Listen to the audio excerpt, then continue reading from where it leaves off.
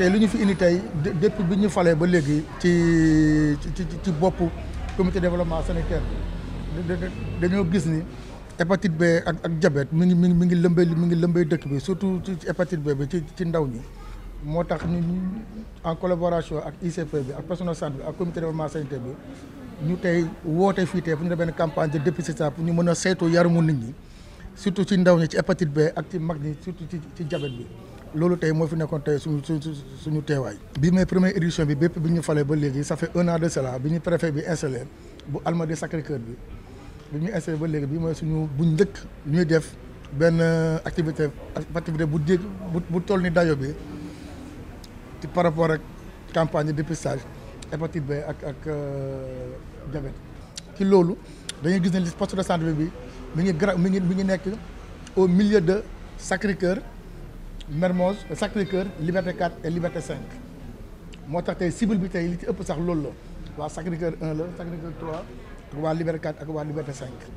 loolu daal moo tax ñu ciblé te moom tamit comme c'est un bon initiateur l'ICP mu gis ni boobu ba léegi au niveau du ministère am na gox yu koy def mu ne pourquoi pas dans notre aire géographique ñu mën a organiser lu mel loolu. donc dama ñëwoon tey accompagner waa poste de santé Liberté 4 ñu doon ñëw tey def benn activité muy journée de dépistage gratuite sur le diabète ak l'hépatite B mu nekk loo xam ne lu ñëpp soxla woon la parce que population bi d'abord war nañu xam hépatite ndax mu ngi def ay njombe yu bari ci dëkk bi mais aussi ñu def tey ji lu rafet ndax gis nañu tey ñoom taxawaay bi ñu am ak lëkkaloo bi nga xamante ne lëkkaloo nañ ko ak ñi nga xam ne ñoom ñooy dund ak feebaru hépatite bi ba ñu mun leen a accompagner pour ñu réussir seen journée. population bi nag dama leen di ñaax pour ñoom ñu gën a dem seetaat seen bopp parce que hépatite bi actuellement nii mu ngi jàpp tranche d'âge bi nga xamante ne ñi ngi toll ci 20 ans ba 46 ans ci li ci ëpp man ci li may gis man mi ngi leen di sonnal donc ci biir loolu nañu dawaat xool seen yaram. bu ko defee xëy na ñu mën a mucc parce que hépatite nekk na feebar boo xam ne soo ko teelee xam teel ko toppatoo boo waxul nit ki ne am naa ko du ko xam da ngay dund te doo am benn jafe-jafe. tey nag dañoo ñëw fii ci poste de santé Liberté 4 ci ndimbalu ICP bi mooy infirmier bi jiite poste bi ak ñi muy liggéeyan ak population bi comité de santé bi ak association nekk ci Liberté 4 ak quartier yi ko wër. pour def fi benn journée boo xam ne journée médicale lay doon journée boobu aussi lu ko wundu mooy dañ fa am ñaari feebar yu ñu soxla yu ñoo xam ne moo ñu yittewoon muy diabète ak li ñuy wax hépatite B donc dépister maanaam saytu yaramu nit ki boo xam ndax amul benn ci feebar yooyu woon wala sax mu boole ñaari yëpp yore ko loolu moo nekkoon suñ teewaay fii nii ci Liberté 4 ma commencé nag ci diabète bi nga xam ne sénégalais yi xam nañ ko bu baax. parce que booy xool wax dëgg yàlla kër gi ngay dugg te fekkoo ko ku diabétique fii ci Sénégal surtout Dakar bariwut mën nañu wax ne ku xamul ku diabétique moom amul ci dëkk bi même bu amul ci biir famille bi aussi am nga mbokk wala xarit wala koo xam ne leer na ne kii dafa am diabète loolu moom presque Sénégal yëpp la. diabète nag dafa nekk feebar boo xam ne dafa bëri ci àdduna bi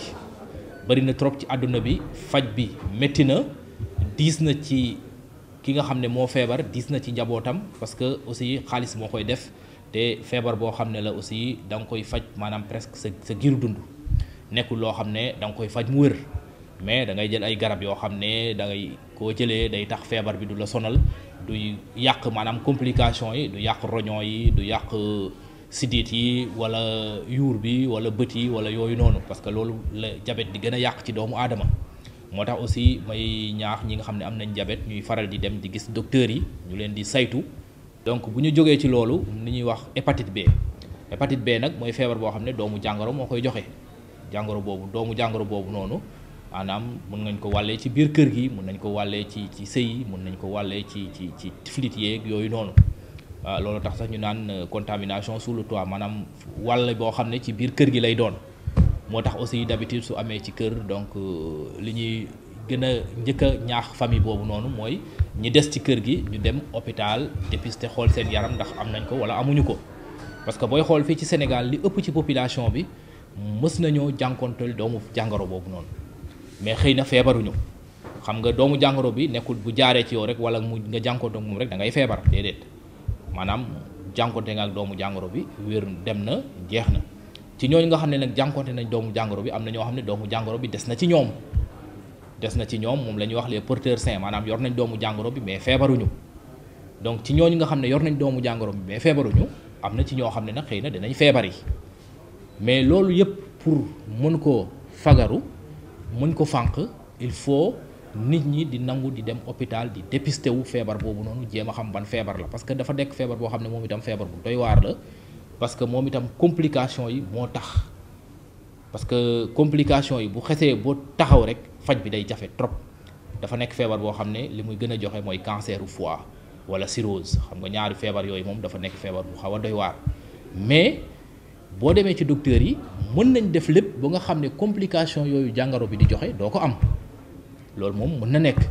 mais il faut nga nangu dépister wu nangoo faju c'est-à-dire nit ñi bañ xaar bo feebar bi installé wu bu nga commencé di jeex wala nga am lu lay métti nga doog a dem hôpital nga dem ñu ne la moom kat da nga am hépatite bi commencé na la gagné bu boobaa day xaw a jafe faj bi day xaw a jafe day xaw a métti donc day xaw a compliqué mais bu nekkee yow demoon nga dépister ji ñu wax la yow kat xëy na doomu jàngoro bi mu ngi ci yow mais defu la dara su ko defee docteur yi mën na leen jël en charge boobu noonu nga am sa médecin mu lay suivre naan la del def lii del def lale weer bu ne wala at bu ne wala ñaari at bu ne defal analyse bi nga indil ma ko nga def analyse bii nii bu gisee ne doomu jàngoro bi commencé na di jur maanaam di multiplier wu ci sa yaram mu ne la il faut ma jox la traitement pour doomu jàngoro bi ni muy multiplier wu nii mu arrêté donc loolu mooy faj bi loolu nag aussi il faut nit ki nangoo dépisté wu nangoo dem envers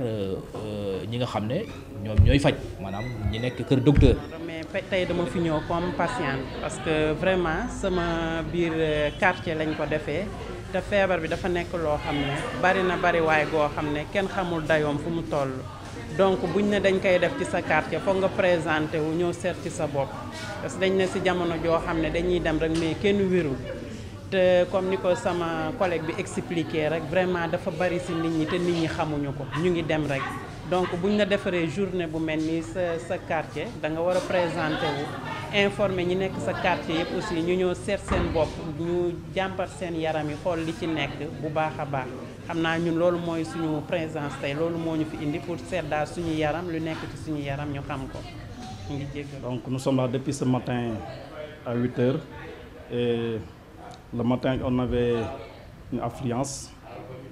parce que là, actuellement, nous sommes au nombre de 108 patients.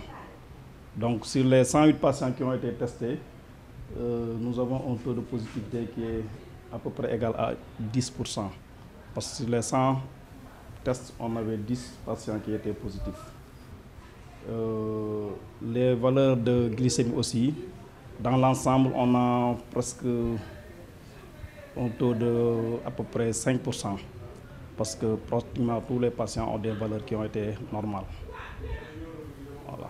Par exemple, actuellement, sur les patients qui ont été testés négatifs, l'ICP a décidé de faire une journée de vaccination concernant ces personnes, parce que être négatif, ça ne veut pas dire que vous êtes immunisé. Donc, soit on leur fait une vaccination, soit on leur demande des analyses supplémentaires pour voir, par exemple, comme l'exemple l'anticorps HBS, pour voir si la personne est bien protégée ou non.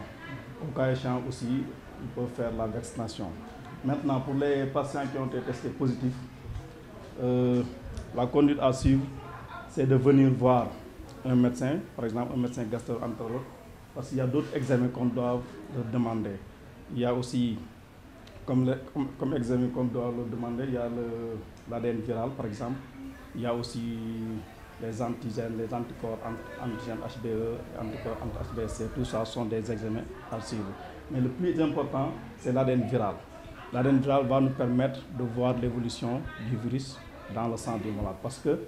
avoir l'HBs positif, ça ne veut rien dire. Parce qu'une personne peut être HBs positif sans que la maladie ne se déclare pas dans son corps. Donc c'est pourquoi on est obligé de faire d'autres examens complémentaires. Maintenant, si on demande aux patients de faire l'ADN viral, cela va nous permettre de voir le taux d'évolution du virus dans le sang, on va faire une quantification. Et dans ce cas, c'est au médecin, par exemple, de faire le traitement de ce patient pour une bonne suivi.